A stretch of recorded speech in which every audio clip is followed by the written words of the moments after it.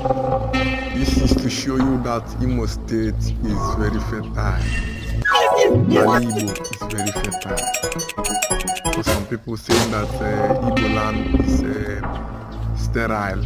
I want to prove them wrong. This is other palm, Imo State.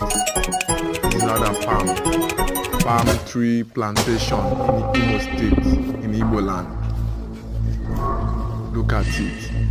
This was done by Sam Mbakwe.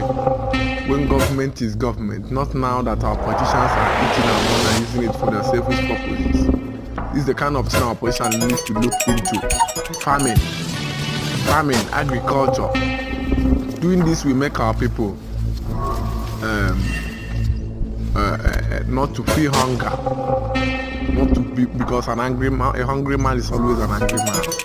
Thank you for watching. Please subscribe, like and share.